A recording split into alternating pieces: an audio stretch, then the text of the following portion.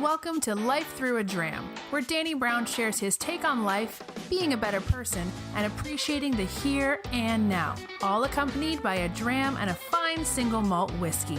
And now, here's your host, Danny Brown. Hey everybody, and welcome to another episode of Life Through a Dram with yours truly, Danny Brown. And tonight I've got a guest that I've known for a good few years, probably at least 10, I'd imagine. Billy Nab. Welcome, Billy. How are you doing? Doing very well, Danny. How about yourself? I'm good, sir. Now, is it Billy or Bill? Do you have a preference? I actually do not have a preference. I go by both. My birth certificate actually has Billy on it, so. All right. So it was never a William shortened down to Bill then? It was actually Bill from birth? Yes, sir. Wow, that's pretty cool. Because the Bills I know, it's normally, William. Like, I'm Daniel, but that's my Sunday name, or I know I'm always in trouble if, my mum calls me Daniel or my wife calls me Daniel. So, but you don't have this. That's awesome. Yep.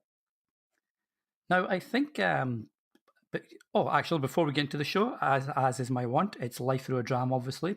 Now, I know you like a good craft beer, and I know, I think you enjoy a good Scotch and rye. What have you brought out of bourbon? What have you brought this evening? I actually been working on my son's Jeep to get it ready for him to move out and go off to college. So I'm just having a craft beer with you on the show tonight. Okay, that's all good. What have you got there? I was actually drinking its Death by Coconut from Oscar Blues Brewery. It's a coconut vanilla porter. Oh, that sounds awesome. I do like a porter. I love porter, and especially vanilla porters. I had a coconut stout the other day, which I wasn't quite keen on, but that sounds really good. So, well, I've got a nice Glenlivet 15-year-old French oak here. So it's like a single malt, but it's been, double distilled in cognac barrels as well. So it's really smooth. So I'm going to cheers you to that with your coconut vanilla porter. Cheers, bro. So you mentioned you're getting your son ready to go to college. Is that the first one to go? Out of the two children that my wife and I have together, he will be the first one. Actually, him and his sister are both seniors, and they both go to a small charter school. And because of that, they've had the opportunity to actually go to college early. So both of them have been, this is their second year at Colorado State University. Wow. And so when they're done, my daughter will have 2 out of 4 years towards her psychology major and minor in music done. And then my son will have 2 years of programming and computer science towards his degree. And he's actually going to Florida to Full Sail University under their game development program. Oh, that is awesome. I know people always say, and I can't recall who said it. I think it may have been someone from Apple or Google, but we should be teaching more kids to code these days as opposed to, trigonometry or something you rarely ever use in actual life. So that's awesome. Yeah, it is. I'm actually pretty proud of both of them. They I don't know. They just blow my mind all the time. My daughter, I'm kind of a mix. I'm the highly technical. I've been a senior software engineer for a good number of years. Also write a lot of poetry, song lyrics, and have been playing guitar for, I think, 30 years now. And so to see my son get that highly technical side and my daughter took the music side, and they're like complete polar opposites in their creativity and what they want to focus on. And it's just really cool to see how that's unfolded over the last 17, 18 years.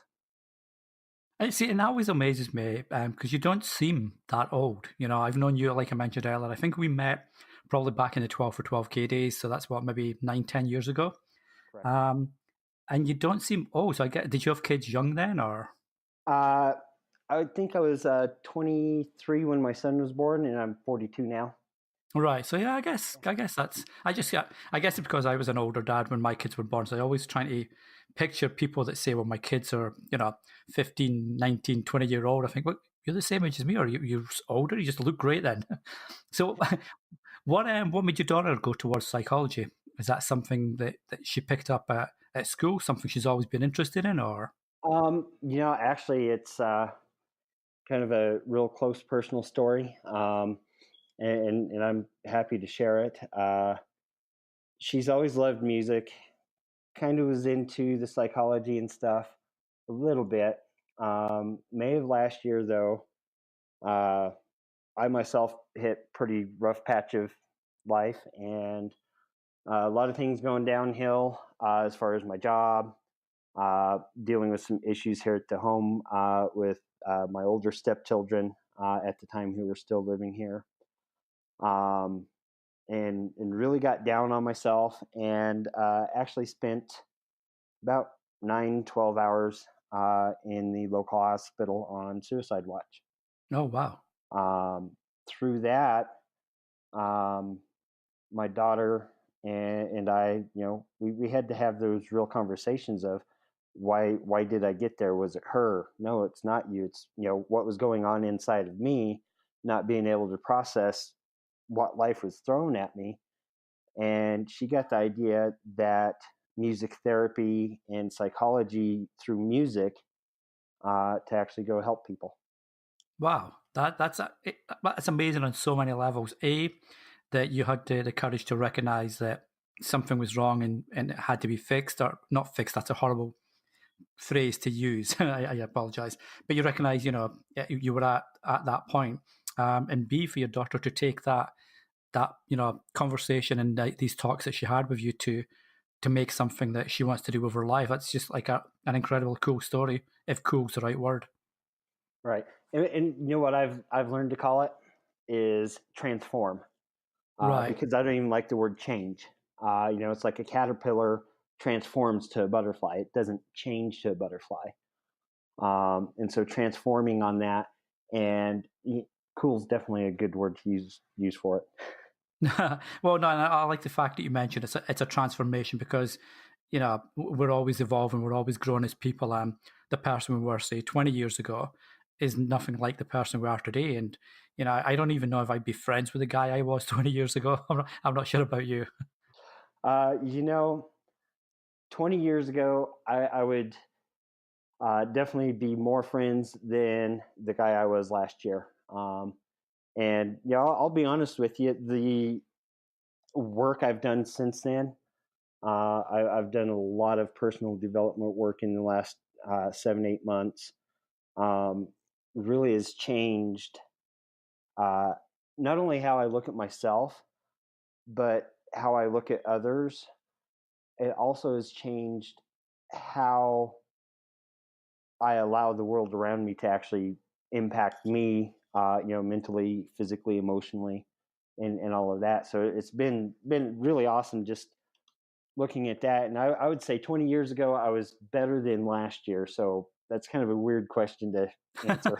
Well, yeah, and it's, obviously it's different for everybody. But yeah, I can see where you're coming from there, and I think that's one of the things I've, like I mentioned, we've known each other a while now, and one of the things that I do appreciate about you, and I have appreciated, pretty much since the day we met, is the fact that you are open about things that you may be going through, and weaknesses, or failings or whatever, and you're willing to share that, and be open about that. Is that something that just comes naturally? Is that something you've had to find in yourself, or That uh, that's like a Pandora's box almost. There are so many aspects of it that do just come natural. Um, there's been a lot of things though over the years that I really haven't really talked or told or shared. Not even journaled about it. Um, and that's kind of part of where I found myself last year was, wow, where's all this coming from? What's triggered it? Why is it being triggered? And so I've done a lot of exercises that actually, I've gone through and analyzed and realized, there's a lot of memories that I've just kind of shoved down over the years. And so, yeah, on one hand, I can just throw it out there and it doesn't bother me. and then I look at some of the stuff that has come up in the last several months of doing all this growth work. And it's like, wow, I didn't realize 15, 20, 30 years ago that incident has been an underlying factor. And to actually have it come up to the surface, a lot of that, I knew it was there, didn't realize, oh, it's not really impacting or playing a part in anything, is always my thought process. So I never told anyone. Right. And obviously that led to the point of last year where I guess it all came to a head then. Right.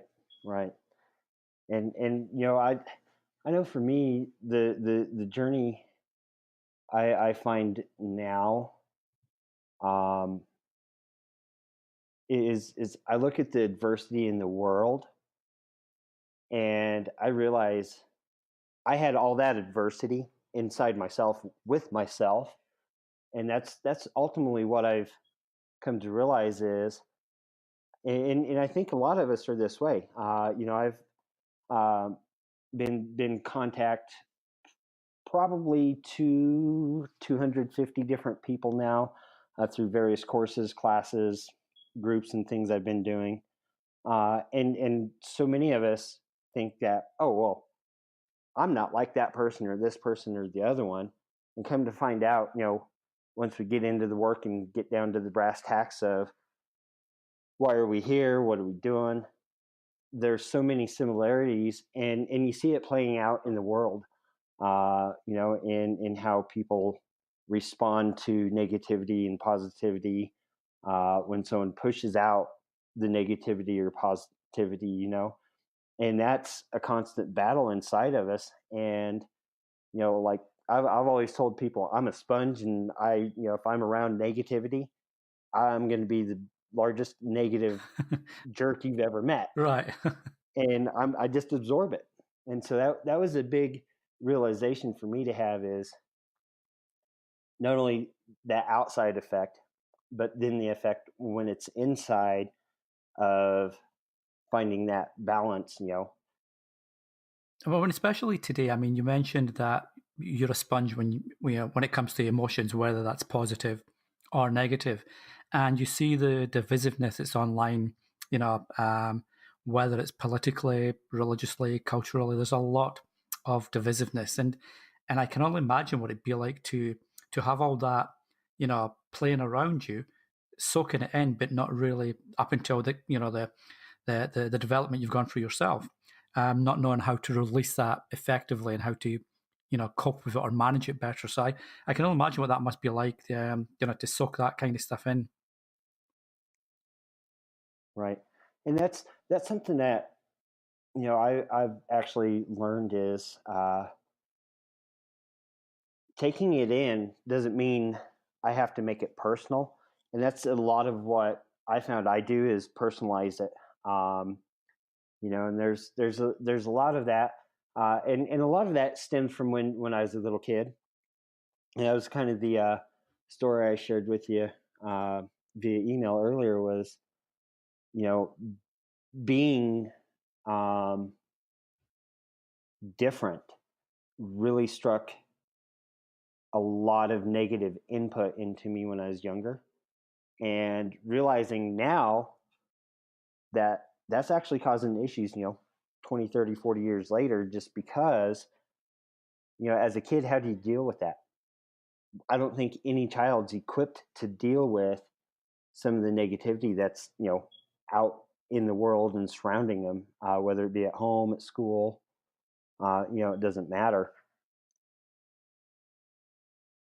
No, I mentioned before that our son has anxiety issues, and we always look to how we can, my wife suffers from anxiety too, so she's really attuned to his emotions. And you make a great point that kids aren't aware or ready to face everything that's coming at them, whether it's emotionally, physically, structurally or whatever. And part of me thinks, I know we teach like the basics of school, so you've got English, math, history, that all that good stuff, I guess. But I'm seeing a lot of people online now saying that we have to teach empathy and we have to teach emotions as a part of, this is what's going to really equip you for the years ahead, as opposed to a nondescript Latin lesson that nobody really speaks anymore. I'm wondering if that's maybe something we have to.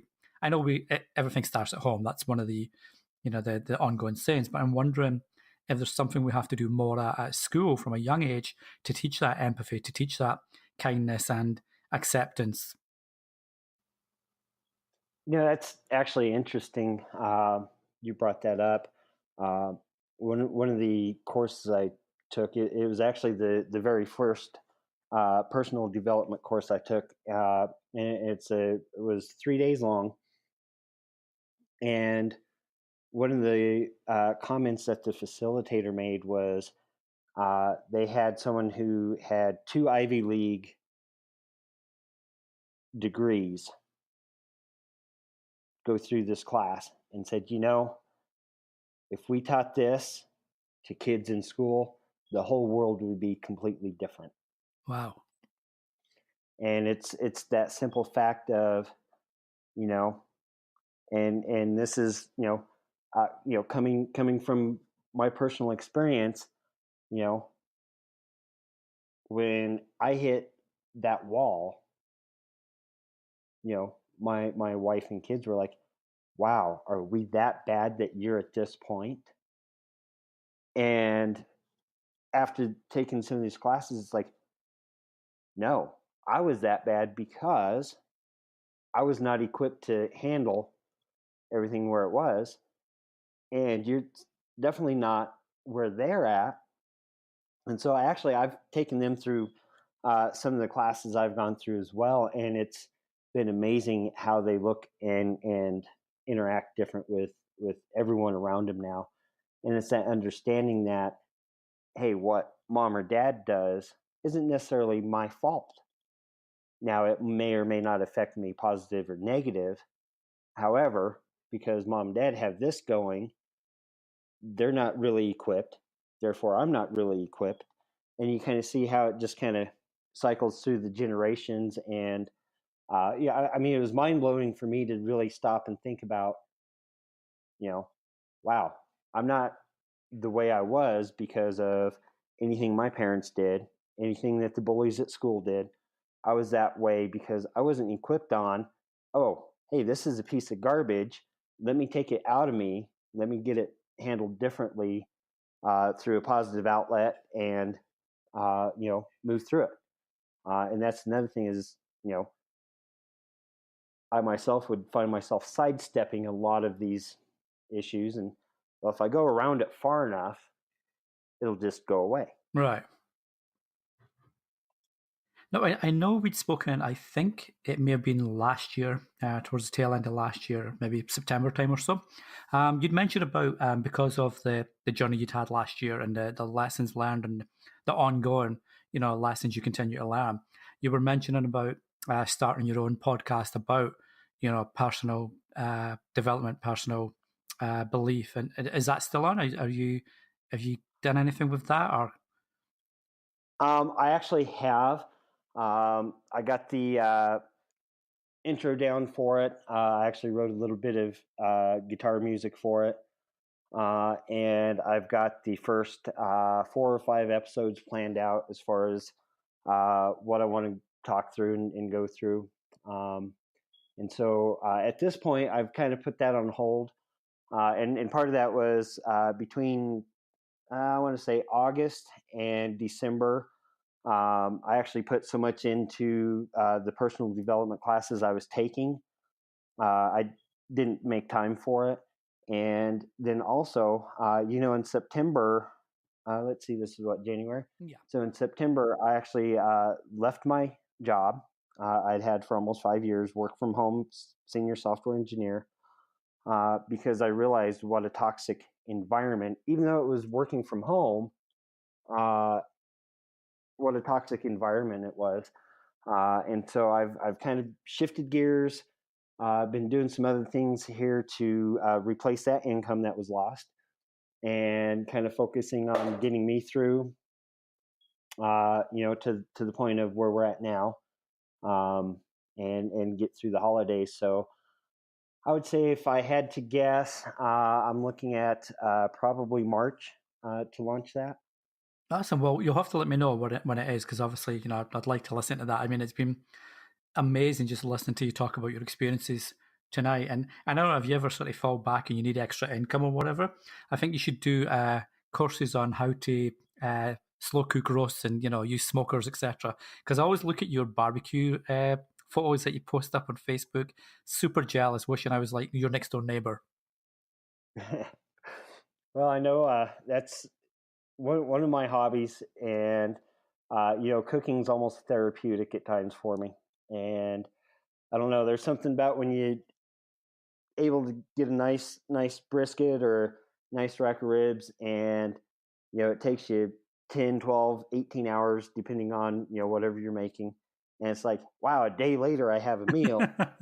And it's just it's mind-blowing that there's that much time. There's not a whole lot of effort. There's more prep, Right.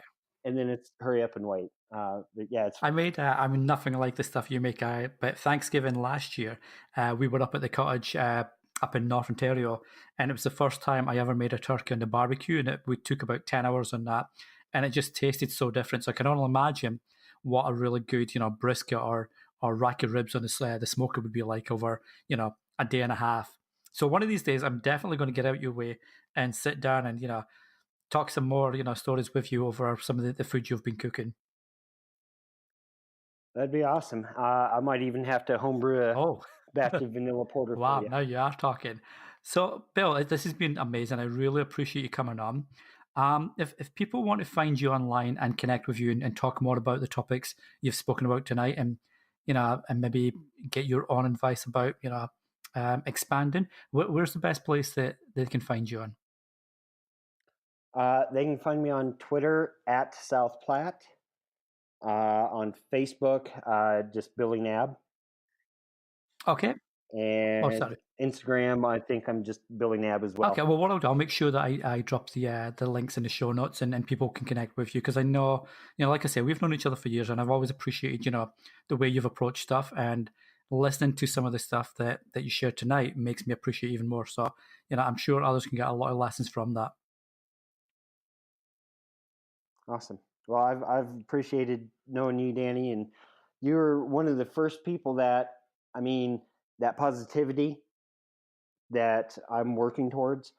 You were one of the first people online I've met that actually had that, and always had this air of inclusion and air of what can I do to make this space better.